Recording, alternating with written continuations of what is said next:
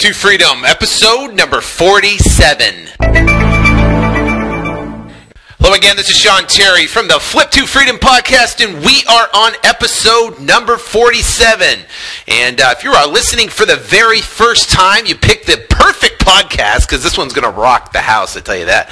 And it's, like I said, if you're listening first time, I put this podcast together for you to basically show you how to quit your job, escape the 9-to-5, get out of the rat race, and go out and live a life of freedom by flipping properties in your spare time.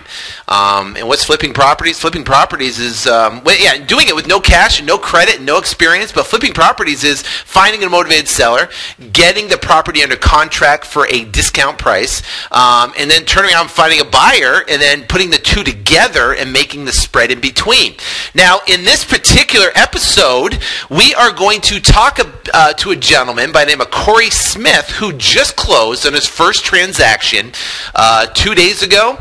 He's 25 years old, has no real estate experience whatsoever, has never bought and sold a house, and we go in depth on exactly how he found the motivated seller, how he negotiated, what he said, how he did it, and he made over $7,300 without a dime out of his pocket on his first deal. So he was super excited. There's a video under this episode on the website, and if you want to learn more about Flip to Freedom, go to flip2freedom.com, flip2freedom.com, and you can see a video of me on the front page. I wrote a 129-page book that goes in detail, step by step. It's a guide. It pretty much lays out an entire blueprint of what you need to do to go out and replace your current full-time income by flipping properties in your spare time as fast as possible. So you can get that at flip2freedom.com. So now, I would like to introduce you to Cory Smith. I just got off the interview with him, and I'm recording this, prior to that, but actually after the fact. So the interview was awesome. I can tell you that. Awesome interview. We go into how he found the lead. He found out how he negotiated, what he did at the house, how he built rapport. He talks about his experience prior, any real estate experience. He talks about the job he used to be in, how much money he used to make on a monthly basis compared to the check he just received. He talks about submitting the contract, negotiating from that point, and actually getting the deal signed. Talks about selling the property within a matter of 48 hours, and turns around and closing on it from lead to close in 7 days, over $7,300. So he's going to go in detail. I drill him with questions, really good questions that I think you can use in your business. And he also shares a secret that basically broke the pattern and allowed him to go out and get this lead and get the success. So I'm real excited to bring you this interview, so let's get into it right now.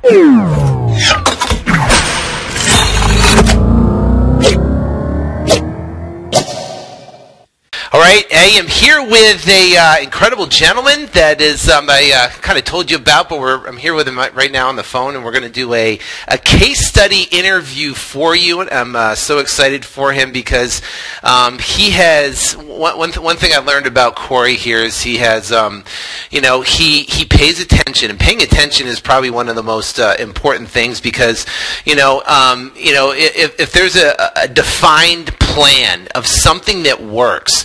There's a lot of people that try to reinvent the wheel and try to figure out something else, to do. It's like if you have a McDonald's franchise, well, guess what? If you make the hamburgers exactly the way you're taught to do it, it will sell.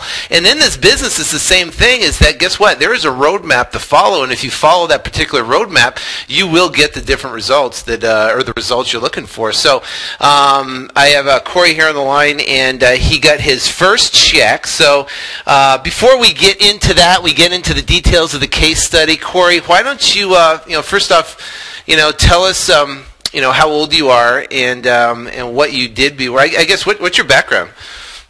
I'm 25 years old. I used to work for GoDaddy.com, a domain registrar, and I have a pretty good tech background. I just didn't like the mundane job and just having a boss. And now, why is that? What about having a boss and the mundane? I mean, what was your typical day like? Basically, I'd get into work and there's really no breaks. I mean, you get into work, you got to get on the phones and help other people with like tech support, and it's really, I mean, it's just a repetitive job. I mean, day in and day out, you go into work and have to do just sit on the phones all day. They tell you when you could take your breaks, when you could take your lunch, and that's just not for me. I'm not a person. I'm not a little rat in the rat race. I want to be a entrepreneur and do what I want when I want to do it. Yeah, so you were a rat in the rat race, and just like everybody was, and then you had that determination to get out of it. Now, did you go to college? No, I didn't. Actually, in high school, I got my senior year. I got straight D's. Did you really? My teacher actually was out to give me F, but I was like, just give me a D for diploma. No, get me out of here. Get you out of here. So what'd you do from when you graduated high school till, for the past handful of years? I did a lot of telemarketing jobs, like on the phones, a lot of sales jobs, and just, customer service, and just basically the same exact thing, just different companies, just talking on the phones and doing that day in and day out. Now, what's the most, what would you make like a month, the typical, I guess, average that you'd make a month? The average month, probably anywhere from just around like $2,000, $2,500. Mm-hmm. Like the most I probably ever made in a month is probably around like $4,000, $4,200, somewhere around there. Okay, so but it was based upon sales, right? I mean, you did like sales. Exactly. Right. Exactly. So some months you'd have good, and some months you have bad. Okay, so about average about $2,000 a month. Okay, and then so what working at GoDaddy, obviously you aspired to do more. Why real estate?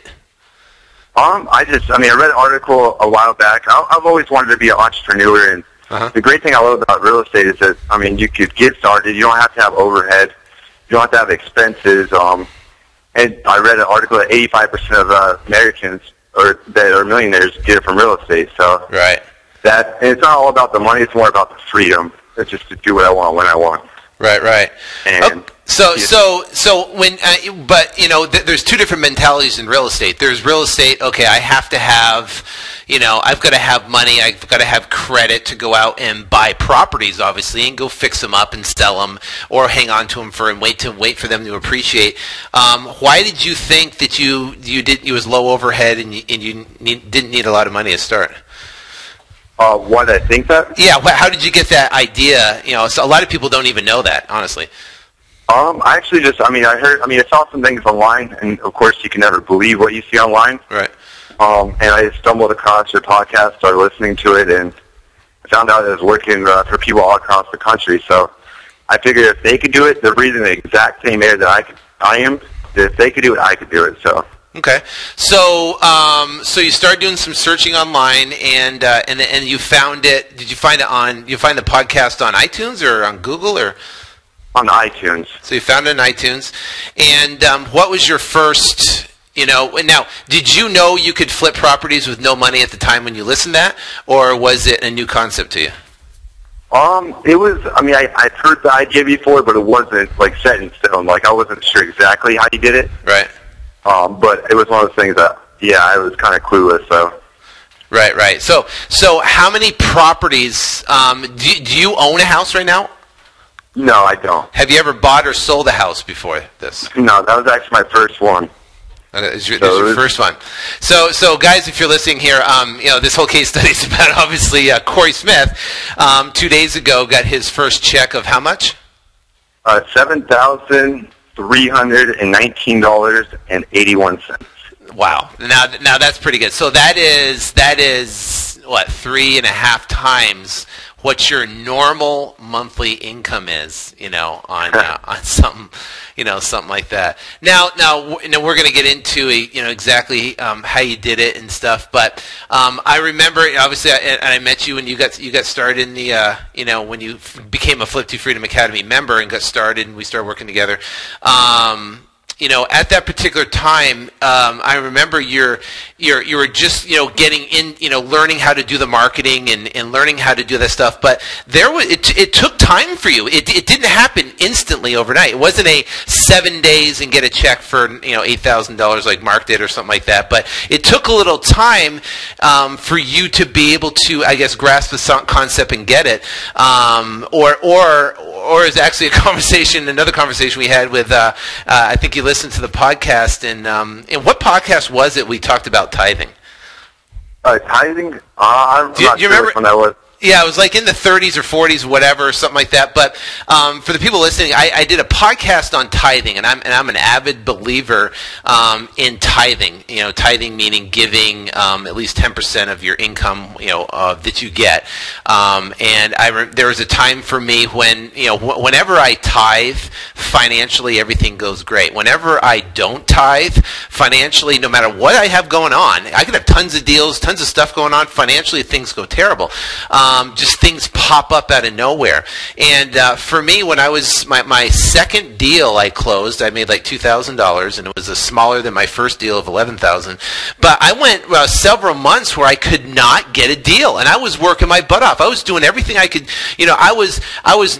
For me, I was doing everything I knew at that time for marketing to try to find motivated sellers, and I thought I was doing everything right. I was racking my head against the wall, and then I realized, I said, it's a spiritual law of success. So I started tithing, and bam, I got a $34,000 check. So Cory, you listened to it. Now, did you tithe? And this whole episode is not about tithing, of course. It's just it's a very important thing in my life, and I think and I try to share that, of course, of what works and what works for me, and what works for other people. But Cory wasn't tithing at the time, and what happened was I did an episode, and at the end of the episode, I talked about as a key principle of success. And then what happened, Cory? You told me. Yeah, actually, I've always known that I should tithe, but I went out there and did it. I gave money to the church, and always donate to this day. Ask you, do you want to donate $5? Started doing that, and then all of a sudden, bam, the lead comes in, and I don't know how it got past your website or any other website. Yeah. But so let me ask you. So did you have a lot to give at that point? No, not at all. I mean, I basically gave what I had away. So I mean, it's, and I didn't expect anything in return. I just gave it, and I just wanted to give. That's the whole purpose. That's the main reason. Another main reason I want to get into real estate as well is I want to be able to give to other people. And be a philanthropist. So you kind of took that to heart. You paid attention, and you said, okay, I'm going to implement that my life. And from when you actually gave, right, from that idea, and then from the time that you got that lead came in, what was the time frame? About 2 days. About 2 days? Yeah. No, are you serious? Yeah. Oh, I thought it was a couple weeks. So that Sunday and 2 days later? Yeah, I mean, I gave money, as far as, I was saying, the $5, if you want to donate. I did that for a couple weeks, and then gave a local church, and 2 days later, that Tuesday, I got that lead. Wow. I didn't know that. That is crazy. That talk about fast action. Then, yeah, that's awesome. All right, so that's awesome. So now let's get into this lead. So first off, where did the lead come from? Google AdWords. Okay, so you have a squeeze page, right? Yep. Okay, and a squeeze page, basically, for people who are listening, is it's a one-page website where someone lands on it, and they have only one option: is either to get off the page. There's nowhere to click. There's no navigation menu. There's nothing. It's a squeeze page, and what it does is that it gives them only one option, and that one option is to either get off the page, or they can fill in their information to get a free report or get some more information. Now, this particular squeeze page is the one I've been using for forever, and within the Flip to Freedom Academy, I give the actual squeeze page and how to modify it and give you all that type of stuff. So you pretty much use that squeeze page, correct? Oh yeah, exactly what you give us. Right. Okay. Now, Google AdWords, for someone that doesn't know, Google AdWords is a pay-per-click platform, and that's how Google actually makes money. And what they do is you pay on a per-click basis, and you can advertise based on keywords that people search within Google. And if you'll see, if you search anything in Google, you'll see ads coming up at the top and on the right-hand side. Those are paid ads, and that's how Google makes the majority of their money. So he put an ad on there on a particular search term, and someone clicked on his ad, took it to the squeeze page, and then this lady, was it the lady? What was her name? Yeah, Dina. Okay, so Dina, she filled out her information. Now on the squeeze page, what do we have on there? We have what's on there? Their name, right, the property address, how much it's owed, and the square footage. Yeah, and then their email, of course. And yeah. Email, yeah. And then their phone number, of course. Yeah, that's it. Yeah, so we have all that information on there, and people will fill it out. And the great thing about it is you get leads on autopilot, meaning people that are searching to sell their house or sell their house fast or whatever will click on a particular ad within Google, and then it will hit the squeeze page. They'll fill out their information, and you'll get a lead that comes across on autopilot, which is great. Meaning you set it up once, and you can just set it and forget it type of thing. So, all right, the lead came in, Dina came in, and when you first got it, you got it on your phone, or you got it on your email, or what? It was on my phone, yeah. Email, yeah, on my phone. Okay, so you got the email across your phone, and what'd you think? What were you thinking when it came across? Oh, I was excited because it said amount owed, 0. I was all right, especially the equity. That's a good start. Right. Okay, so the amount owed was 0, and the square footage was? Just over 1,500 square foot. Okay, and you knew the property address was in Glendale. So did you call, and what did you do? Did you call her up immediately, or? Oh, yeah, pretty much immediately. Just because, she came after me instead of me going after her, like, the yellow letters or anything. Yeah. So I knew she was looking for someone to buy her house, so she was motivated. Yep. That's one thing. Leads like that. Yeah, that's one thing about online search and paid search and stuff like that is that the one thing that's great about it is people are searching to sell their house, and if you target the right specific keywords, you will get highly motivated sellers, and a lot of them are amazingly have tons of equity. So this one is free and clear property, 1,500 square feet in Glendale, 1,400, whatever. And so what was the issue with it? What was her story? Well, actually, there was a house fire. She had a trailer on the side of the house that caught on fire, and then it caught the house on fire, and it pretty much, just got the roof. The inside, there wasn't really any smoke damage or anything. It was in fairly good condition for a fire, if that's even possible. But it was the whole. Yeah, it wasn't. It was fire damage, but it wasn't burnt to the ground, right? It was basically the roof is burnt. There's it kind of burned through the center of the house, right at the eaves, right in there. So. Okay, and then so you talked to her on the phone. How did you know she was motivated? What other than that there's the house is on vacant and is burnt, that's a pretty big clue that there's motivation there. But what else triggered that? Well, she actually had a shed in the back yard with some of their stuff from the house, and someone broke into it. So, and the person that broke into the shed stole some valuable stuff from them that was given to them from like family members So it had a very meaningful thing to them, so they wanted to just not deal with the house anymore. After that point, they're just like, just get it off my hands, I don't want to deal with this anymore. Okay. So after you took all the information, you filled out the lead sheet there, what was your next action? What did you do?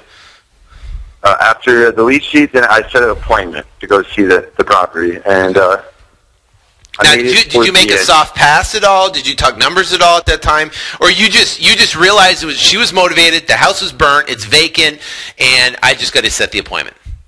I did actually. I talked a little bit of numbers. I just briefly mentioned so what are you looking to get out of the house, and just let her talk. I didn't really counter her, I just let her talk. You just got information. And, perfect. You did exactly the way I do it. Go ahead. Yeah, so I just let her talk and then let her just say how much she wanted for it, and she said she wanted $20,000 for it. Right. So right off the bat, that's already a good number that I could work with. Right. So at that point, I just set the appointment. I didn't talk about my numbers on my end. Right. And set the appointment to look at the property. Okay, so you set the appointment. How quick from when you actually talked to her did you set the appointment? The day after. The day after. So she came in off the ad. You called her immediately, set the appointment the following day. You went out and looked at the property, and you met her. Did you meet her or her husband? I met her husband, actually. Okay, and how'd that whole thing go? So you went to the house. It was okay? It was good, yeah. I mean, it was obviously, I like to build a rapport with the person that I was with, but I mean, it's part of the game, you know? So she was her husband. He was the decision maker. Uh-huh. So I went in and started building a rapport with him, and it was good. Okay, so now were you intimidated at all that you're a 25-year-old, and he's this, because I met the guy, he's older, businessman and stuff like that. Did you were you intimidated at all by that? A little bit, but I mean, ultimately though, I knew that I could help him, and I wanted to help him, so that's really what matters. I don't think age really mattered, but it was a little intimidating. I mean, like you said, he's a business guy, he's older. Yeah. And so let me ask you a question. How they're going to be there. How did you know you could help them if you've never done a deal before? It's just the confidence that you gave me with all your podcasts, and you have a system in place. I mean, like you mentioned earlier with McDonald's, I mean, if you got the system in place, it's kind of hard to mess up. Gotcha. Okay, and so you went and met with them, and how did the whole encounter go? You walked through the house. Did you write notes? Did you take pictures? Did you talk numbers at that time? Did you negotiate that time point? What happened? Basically, yeah, I walked through the house. I mean, I took some notes, just kind of build a report, just talking to him, and he liked to build stuff, so I was just talking to him about building stuff, and basically just went into the house and. And afterwards, after we went through all the house, I was like, do you mind if I take pictures? He's like, no, not at all. Took some pictures, and then at the end, he just asked me what's next, and I told him, let's take a look at the numbers here a little bit closely, and I'll go and send you over a contract with our offer, and it's basically, and then I sent him an offer through email. Okay. After. All right, so you went through the house, you went and looked at it and stuff like that, and then actually I went and looked at it the same day. You called me up, and I met the wife over there, kind of looked at the whole thing, got an idea for it. So then we talked numbers, right? And what was your initial? So you left him. We had a conversation, and then you went back to him, which I was totally impressed because you went. We talked numbers. You immediately wrote up a contract within hours of us talking, and then you submitted the contract via email to them. And what was your initial number? It was $13,000. Okay. Now let's talk about 13,000. Wow. Did we say that low? Yeah, that's right. 13,000. Okay. And what was the thing worth? That when you did your after repair value and comparable sales, how did we come up with that number? Well, actually, there was a house 2 doors down that sold in March for $130, and it was a little bit bigger, but it was very similar. Right, and I remember that one had a pool, so we figured this one was worth like roughly $120. Now, for people listening, the formula that we use to sell these properties very fast, these high equity properties very fast, is basically ARV, after repair value, which is $120,000 in this particular case, less 70%. Right, or less 30%. So it's times 70%. So in that case would be. I got my phone here. I will. 84. 84. Pull it up exactly. So we have $84,000, which is the 70% LTV, loan to value of 120. Okay, and you just take 120 times 0.70 and you get 84. Now what we did is we calculated the repairs, and we go, okay, what's the potential repairs on this thing? And it was difficult on a house like that. Typically, you're talking 15,000, 20,000 to just get it renovated and get it nice. So we figured we'd double that, right? So put the repairs at about $50,000 for repairs. So 84 minus 50 was $34,000. So we decided to market it, and I put it out to my cash buyers at $34,000 at that time. Now, is that what you were thinking too, Cory? Like 34 when we talked? That was in your head? Exactly. Yeah, that was my exact number. Okay, so you basically you took the formula and you took the house that was the after repair value and did times 70% less repairs, and that's your sell price minus your profit, and that was the 13 was your initial offer. Okay, so and what was the counter on their part? They countered at 18.5. Okay, so they counted 18.5. We had two options at that point, right? To either Take it or leave it. Yeah, take it or counter, actually, is what it would have been our option. Yeah, take it, or we could recounter and try to go in at split the difference type of thing is what I typically do is if you go in, they counter, and then go in and split the difference. We could have split the difference, but there was money on the table there. Didn't want to jeopardize someone else kind of swooping in and getting the deal, and I knew it was your first deal, so we just said, okay, get it under contract, let's get it done. So signed contract for $18,500. Right, open up escrow. Got that escrow opened up there. And now, how much earnest money did you put down? I put $10 down. $10 earnest. Yeah. Now, was your credit? Did the guy pull your credit? What was that? Did he pull your credit? No. Okay. Did he ask you for a proof of funds? Nope. No proof of funds. Nope. Okay, Andre, if you're listening, this is one of the guys I'm working. He's in, I don't know where the heck he's at. Oh, Mississippi. So Andre, that was for you, because he's like, doesn't everyone ask for proof of funds?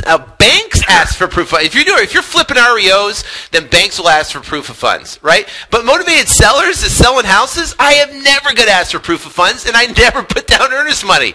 Okay, so you got $10, didn't ask for proof of funds, you got the thing under contract. Now, having the thing under contract gives you equity interest in the property that gives you the ability to market the property, right? So we teamed up on this one, and we turned around, and I stuck it out to my buyers list, and I literally got inundated with calls from cash buyers all over this thing.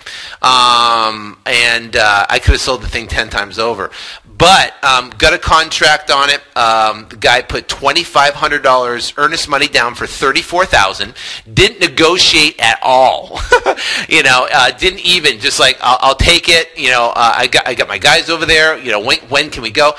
And I $2,500, and that was from the time you got the lead. When did you actually get the lead and go to the house? When was that, on a Tuesday or Wednesday, or what? I can't remember. Yeah, I believe the lead came in on Tuesday, and then the house was like a Wednesday, it went on Wednesday. Okay. And then we sold it. Yeah, and you got under contract that Friday, right? Yeah, exactly. Right, got under contract that. Okay, so here's the timeline here. He got the lead in on a Tuesday. He went to the house on a Wednesday. And then I went to the house, and then he got the contract signed. You got signed at Friday at 4, I think it was. Remember? I think it was like that. Yeah, somewhere around there. We had the sellers had a few things that come up, so it took a little while to get it signed, but. Right, so it took about 24 hours to get signed, which is normal. So you got it back at 4 o'clock on Friday. I put it out, and I didn't even put it in my website or anything. All I did was I just shot an email out and saying, hey, I got this great deal. Here's the numbers. Here's the address. Here's a lockbox. Go check it out. And literally, I inundated, had it in contract on Monday. I think it was over the weekend, if I remember correctly. We got the contract over the weekend, opened up escrow on Monday, $2,500 non-refundable deposit with a buyer, and closed it when? The sellers couldn't come in on Monday, so they came in on Tuesday to sign the final paperwork, and we closed and got the checks on Wednesday, actually. Wednesday. Yeah, Wednesday. So 7 days. We're literally 7 days. 7 days from the time you got the lead, right? And when actually you got the lead in, got it done, and closed it. Now, so we had two contracts. We had a buy-side contract, we had a sell-side contract, right? The buy-side was with Deanna or whatever, and the sellers, and the buyer was the buy-side contract. Now, at that time, did you bring any cash to the closing table? Absolutely nothing. Nothing. You didn't bring any cash to the closing. I didn't bring any cash to the closing table, right? That was a $14,000 plus deal. We split it 50-50, so you got $7,300 on there. And needless to say, were you excited? Oh yeah, I mean that was the not the easiest, but it was 4 hours of my time to make. I mean, $7,000, so $7,300. Yeah, so. And I want to make something clear. He got started a couple months prior. So he was working the business, and he was, sending letters, and he was setting up his Google AdWords campaigns. But, he obviously he's working a job around that at that time, and it's funny because there's other people's getting checks around him. Mark comes in, gets a check for, 8,207 days, and this other guy, gets a check. So I remember he's like beating himself up. Come on, it's coming. And then I did that podcast on tithing, and he started tithing, and bam, there it came. So that's awesome. That's congratulations on that. So if you're telling anybody right now, that someone that was in your shoes not more than a week ago, or 2 weeks ago, before you had the lead that came in, before you had the check that came in, before you actually knew yourself that this works and works for, it can work for anybody. What would you tell someone that's, that's looking at, whether it be Flip to Freedom or Flip to Freedom Academy or the podcast or any other, I'm not the only guy teaching this stuff. There is great, people out there that teach this type of business, and obviously you want to find somebody you connect with that will share great content with you, that you can learn this business and be able to apply it. But what would you tell someone that it's not there yet? They're getting, they want to do it but they just haven't got there yet. What would you tell them? Persistence. Just keep going. This works for thousands and thousands of people. And again, they breathe the same air that you do. So, if they could do it, you could do it. So, just keep plugging away. Listen to what Sean says. I guarantee if you listen to exactly what Sean says, that you'll get a deal. It may not be right away, but if you do what he says, that deal will come. And just be persistent and do what he says. Do your marketing, do the letters, bandit signs, AdWords, and it will come. Right. So, but people say persistence, but what is persistence? What gave you the drive? What was it? Because there are people that I've talked to that got started at Flip to Freedom Academy. They start marketing, they start putting out letters, they start doing this stuff, and then they don't get 20,000 or 7,000 or 6,000 in their first month or whatever, first 2 months, and then they quit. Right? Was there ever a point to where you said, I'm going to quit. This just doesn't work? Absolutely not. I never thought about quitting, but it did get tough at times. So it's one of those things that it gets darkest right before it gets bright. So you just got to know that this is a really bad time, and I want to give up, but this just means that it's getting ready to happen. So you can't give up.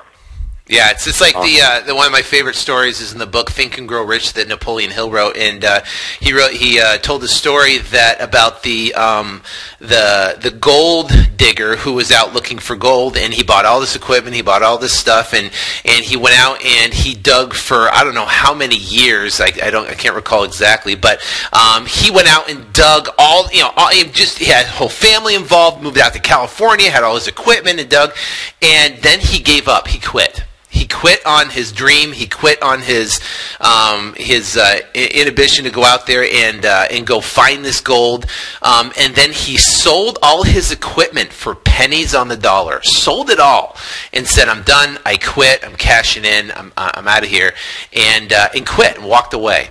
Well, the person he sold the equipment and all the stuff to turned around and started doing some research to where this guy was actually digging. And he found through doing some research that if he moved the digging equipment over 3 feet, that they would hit gold. Well, they turn around, they moved it 3 feet, and I don't know what digging apparatus this is, and back then in the whatever 19s or 18s, whatever, but the bottom line is that he moved it 3 feet over and hit the largest gold vein in the history of California. So imagine the guy who sold all the equipment and then hearing the story of the guy you sold it to turns around and hits the largest gold vein in history. It's almost like, if you ever been to Vegas, I was in Vegas a couple weeks ago, and if you've ever been in Vegas and you have you got a slot machine. I don't play slots, but imagine if you were playing a slot machine, you'd have a progressive on there for like $20 million. So you're putting your quarters in, you're pulling, you're putting your quarters in, you're pulling, you're putting your quarters in, you're pulling. All of a sudden, you go, I'm done with this machine. I'm done, and you walk away from the machine. It's a bad example, but then you go in, and then the guy behind you puts one quarter in, pulls the trigger, and then he turns around and gets a progressive. That's probably how that guy felt when it came to selling all this stuff and actually missing out on that gold vein. So but there is a point in time when it is going to be darkest before the dawn. I think that was an incredible point that you made, Cory, that it will be darkest before the dawn. And you're going to feel like quitting. You're going to feel like this doesn't work. Oh my gosh, I've taken 100 leads. I'm supposed to get one good deal for every 25. Why isn't it working for me? What's going on? It's not working. And guess what? You're going to have that, maybe I should just, and then maybe you start putting time in other things and doing this, and next thing you know, you quit, and you're done, and guess what? Back in you continued the rat race without the freedom, doing, living that mundane life like you're talking about. So when you were going through that, Cory, that persistence, what just kept you going? Were you getting mad? Were you just like, I try to put, how do you describe persistence for someone, so maybe they could apply it? I mean, what would you call it? Well, every day you're going to run into distractions. I mean, it's something that's just life. There's this going to come up or that's going to come up, and you can't make an excuse saying that, oh, this came up, so I couldn't do this. I couldn't get my yellow letters out, or I couldn't do this. I mean, if you want it bad enough, you will find a way to do it, and that's my biggest thing is that I think it's how bad you want it, and what's your why? Like, why are you getting out of bed? Why are you doing this? Like, why are you doing it? And so what is your why? My why is, honestly, my family, like my grandma, my dad, they work a lot of hours, and I want them to be able to relax. They provided for me my entire life. They deserve a break and be able to do what they want when they want, just like I want to do myself. So, the biggest thing is we're not here for a good time. We're not here for a long time. We're here for a good time. So right. So your why is to kind of give back to your parents. It's kind of there's something else in that though. There's got to be deeper. What's the deeper why? As far as the freedom to be able to do what they want when they want to do it instead of having to be a job. Like I mentioned earlier, that's something that I absolutely hated about my job. And right. Now, so what about you though? What about you? There's a deeper why than that. What is it? My biggest why is I want to be able to provide for others. That's something that I've always wanted to do that. Provide for others? What do you mean by provide for others? Or just give to other people, give to the society, and give back. And how do you see yourself giving back? Well, I'm sorry? How do you see yourself giving back? How do you frame that in your head? There's time. I'll have the time to be able to give back and donate my time, which time is the most precious thing that you got. So, right. And that's something that I want to be able to give my time to other people and really just show that. I give back to the community and just give back. So, that's my biggest why, really. You want to know what my biggest why when I first got started was? I just wanted to get rich. That's it. I just wanted to get rich. I cared for my parents, and they were, and I know they worked hard and stuff like that. And but the bottom line, man, I was just sick of being broke. I was sick and tired of being sick and tired, and I just wanted to get rich. That's it. I wanted to go out and make some money, and I saw this, and this opportunity, and this guy saying you're making $5,000, $10,000, $20,000 a deal. Man, my eyes were lighting up, going bing, bing, bing, bing, bing. And I was like, holy cow! But the amazing thing is that.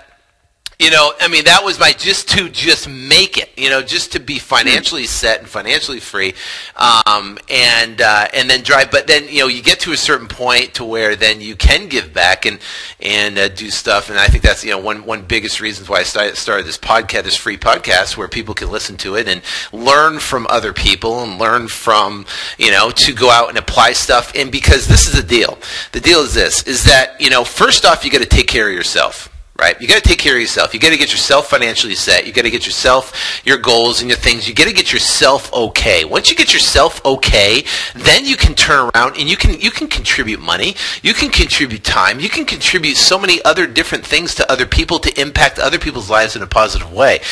So once you can get yourself financially set and you make that the focus, and once you're done, well, guess what, man? You can help a ton of other people in all different ways, whether it be teaching, whether it be education, whether it be just contribution, whether it be foundation start or whatever. Just like you said, donating time, then you have the ability to do that. But I thought that was interesting. So, any last words, Cory, for the thousands and thousands of listeners that are going to be listening to this podcast, listening to you and your story?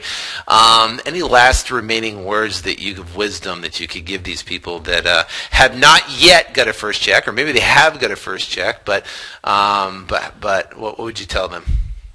Just keep going and believe in yourself, and don't let the daily events get in your way to where you want to go. It's just a little roadblock. Get past it. So if you want it, you'll get it. So believe in yourself. Believe in yourself, and that's not hard to do, man. Because I tell you, I was a everybody always has self-confidence problems, and you're always, wondering, am I good enough, and can I do this, and do I have what it takes? And you always look at other people, going, boy, they're better than me, and they're stronger than me, or they're smarter than me, and and all that, and when you get that. That type of, that type of fear, it kind of stops you from going out and stepping out on a limb, and having a little bit of faith. But, if you have a little bit of faith and you do step out on that limb, you will rise to the occasion, and I spent 4 years in the United States Marine Corps. And one of the things I learned in the Marine Corps when I was, 18 to 22 was they will put you in situations that you cannot do. They're going to put you in a situation that you cannot accomplish, but guess what? When you've accomplished it, it's amazing that you rise to the occasion. I don't know, we stretch, we grow, and we rise to that occasion of filling that void of where we could become. The problem I think in America today is that people don't test themselves or push themselves to rise to that occasion. And in the Marine Corps, man, you're putting tests, tough tests to be able to test your ability to see if you can do. And I saw guys break. Guys broke down and they couldn't handle it. But you know what? You get two options. You can step up and you can take the challenge and you can rise to the occasion, or you can break and crumble, and do that. But guess what? That is a choice. That is a choice, and it takes a little bit of faith to step out and do it. And the amazing thing is, like you said, Cory, in this business is, thousands and thousands and thousands of people all across the country are flipping houses, with no cash, no credit. It's not rocket science. I mean, this is such a simple business. It's not easy. It's simple. Simple meaning you find a motivated seller, you put him with a cash buyer, and you can make the spread in between. It's like it's a simple concept. So people make it so difficult, like, oh my gosh, it's just so difficult to do, but it's not. It's really not. So, hey, Cory, thank you so much for your time. I greatly appreciate it. Great interview. You shared some really good stuff there, and I look forward to the next deal. When is it? Soon. Right around the corner, baby. Right around the corner. Yeah. Thanks a lot, son. I appreciate everything. Yeah, no problem. No problem. That's awesome. So, all right, we are going to sign off for this episode. And if you want to learn more about Cory, where can they go, Cory, to learn more about you? You can actually just go to my general. It's like kind of like a my cell page. But if you just go there, you can fill out that contact form, and I'll get back to you. It's 480cell, SELL.com. 480cell.com, and that's your real estate page, right, where people he drives traffic there for for sellers and stuff. So, or you could connect with me on Facebook. It's facebook.com wholesale houses / wholesale houses / wholesale houses. Cool. Well, that is Cory Smith.